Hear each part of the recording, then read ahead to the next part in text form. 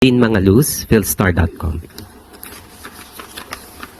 Good morning. The President recently signed the EO allowing the digital nomad visa. So, with the country welcoming more tourists for longer periods of time, is the palace worried that it'll drive up the local cost of living among these tourist destinations? How are we preparing for this? Definitely, if we will have more tourists, we will definitely have more income. And it will definitely also benefit the country and also the Filipino people.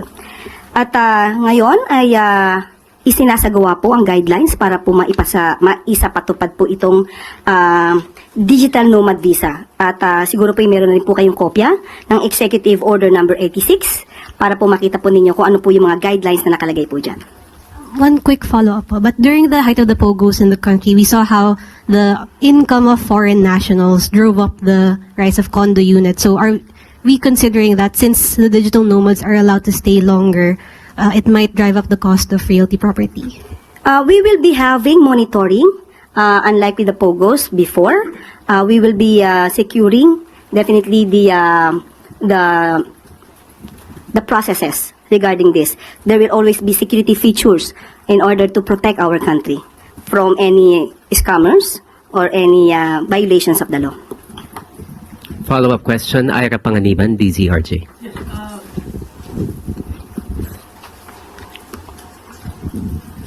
With the entry of the digital nomads, Undersecretary, have we considered upgrading or fixing up our entry ports, our airports, our seaports, and all other facilities that allows all of these foreigners to come in? Right now, there has been numerous complaints about these facilities. Definitely that will be included. Questions related to that topic? Sam Medenilla, Business Mirror. Good morning, ma'am. Do we have an estimate how much the new policy will contribute to the economy? As of the moment, we still have the guidelines. We will just check on the figures on that. We will just give you the updates. Thank you very much. Moving on, Eden Santos, Net25.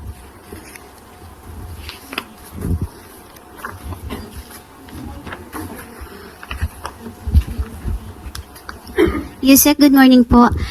Kailan po kaya mailalabas ng Marcos administration yung 20 pesos na halaga ng piso ng 20 pesos na halaga ng bigas kada kilo po? Tapos na po ba yung guidelines ukol dito? Kasi po after ng announcement, maraming lumabas sa social media. Ano po yung sinasabi na yung bigas ay luma, may amoy. Meron naman pong iba sa ibang lugar mismo, hindi naman sa Visayas kung saan dapat po na yung implementation nito. Sabi niyo po na manggagaling din sa mga lokal na magsasaka, yun pong ibebentang 20 pesos na bigas. May we know po sino-sino yung mga magsasaka or kooperatiba na magiging source po o pagkukunan nitong bigas na ito. Unahin po natin ang mga katanungan ni Miss Eden. Una po, pinapasinungalingan na po namin yung sinasabi sa mga balita na ito'y may amoy. Una, hindi pa po nag-roll out, kaya po ito ay masasabi natin isang disinformation. Pangalawa po, sinabi po ni Secretary Laurel na ang una pong ilo-launch po ito sa Cebu, May 1. So kung saan po ito ibebenta, ito po ay ayon na rin po sa guidelines ng local government units. Siguro po mas maganda po itanong natin kung sino po yung mga involved na local government units para malaman natin kung ano yung mga guidelines po nila. At sa May 2 naman po ay sisimulan din po ito sa Visayas Avenue, sa Bureau of Animal and Industry. Sa May 2 po, ito naman po ay sa Kabiwa. Ano po yung mga, sino-sino po yung mga magsasaka or kooperatiba na pag mumulan po nitong source ng 20 pesos na bigas? Kasi sabi niyo po, local farmers po ang panggagalingan nito. Ibig sabihin, hindi po imported rice yung ibebenta natin na 20 pesos na bigas? Sa ngayon po, ang sinasabi po natin ay manggagaling ito sa local farmers. Yan po ang maliwanag. Kung meron po mga kooperatibang mai-involve po dito, tignan po natin ang susunod na guidelines at hingin po natin ang mga listahan. Kaya kalolaunch pa lamang po nito at sisimulan pa lamang po sa May 1. So wala pong mga specific na mga kooperatiba or mga magsasaka na pagmumulan po nitong bigas na ito, itong 20 pesos, para po naman na malaman natin na yung bigas ay galing po talaga sa ating mga magsasaka, hindi lamang yung mamamayan natin ang makikinabang sa murang bigas, kundi maging yung mga magsasaka po. Parang two birds in one stone po yung hit ng gobyerno natin dito. Katulad po ng sinabi natin, dapat wala po tayong pagdududa. Local farmers po sa panahon po ngayon, as we speak, sa local farmers po ito kukunin. Kung meron pa pong detalye, kukunin muna po natin sa local government units. May 1 pa po ito ilulunsad sa Cebu. Kapag may detalye na po tayo, ibibigay po namin sa inyo. Katrina Domingo, ABS-CBN. Good afternoon, ma'am.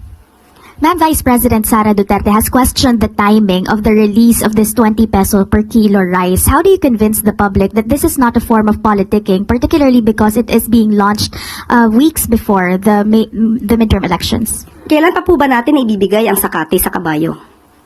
Kung kailan namatay na yung kabayo? Sa politika po, wala pong timing.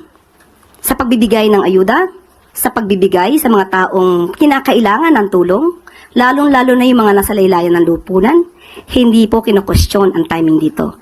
Sa pinakamaagang kakayanin ng gobyerno na maibigay ang tulong, ibibigay po yan. Walang politika rito. Malamang sinasabi lamang ito para muling bigyan ng negatibong epekto ang isinasagawa ng Pangulo para matupad ang 20 pesos kada kilo na bigas. Why wasn't it possible for the government to launch it way earlier, considering that this was a promise made during 2022, around 3 years ago? Obviously, hindi naman po sa isang click ng kamay ay maigagawa ito, ay maisasagawa ito. Lahat po ay kailangan magtulong-tulong. Katulad po nito, may mga Visayas governors na nagbigay ng kanilang pagsang-ayon para makapagbigay din po ng subsidiya kasama po ang national government. Yan po ay inaaral, hindi po ito basta-basta isinasagawa. Dapat po malinis ang pagkakagawa para po mas magandang maibigay at kung kakayanin magtuloy-tuloy talaga ang proyektong ito ng Pangulo, ay dapat pong gawin lamang. Ma'am, final question from my end. How sustainable, how confident are you with regard to the sustainability of this project, considering that the government is subsidizing a big portion of the amount and it's not the actual cost of production for farmers? Yan naman po ay sinasabi na masusustain hanggat December.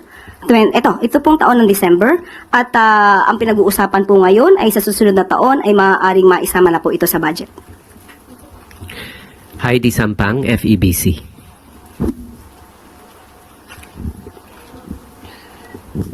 Good morning, Yusek. Ayon po sa Stratbase SWS survey, sa ika-4 na sunod na buwan po ay muling tumaas ang bilang po ng mga pamilyang Pilipino na nagsabi pong sila ay mahirap. Nagtala po ito sa 55% noong April, katumbas po iyan ng 15.5 million kumpara po sa 14.4 million noong March. Ano po ang take dito ng palasyo at kung masasabi pa rin po ba natin na natutugunan po ng mga anti-poverty programs ng administrasyon ang sitwasyon po ng ating mga kababayan? Lahat po naman ng lehitimong survey ay kinikilala at kinukonsidera ng pamahalaang Marcos. At aking lamang pong i-quote ang sinabi po ni Secretary Balisacan. We understand the poverty incidence can be dynamic. In particular, self-rated poverty surveys are sensitive to inflation, particularly the price level of commodities commonly consumed, say food, transportation, etc., prevailing at the time of the survey versus what it was in the recent past. Dahil po dito, dahil mahalaga po ang kapakanan ng taong bayan kay Pangulong Marcos, papaluwigin pa po ang mga programa para matugunan po ang mga isyu patungkol po sa kahirapan at kagutuman. Yan po ang talagang ninanais at pinapalawig pa po ang programa para ito po ay matugunan. Kabilang na po rito ang 20 pesos kada kilo na bigas. Nandiyan pa rin po ang programang Walang Gutom program ng DSWD. Idagdag pa po natin ang patuloy patungkol dito sa Pantawid Pamilyang Pilipino program at isama na rin po natin ang school-based feeding program. Ilan lamang po ito sa mga programa ng Pangulong Marcos para po maibsan ang anumang kahirapan na nadadanas ng taong bayan. Although sinasabi po natin na ang poverty incidence according to Secretary Balisacan ay dynamic po.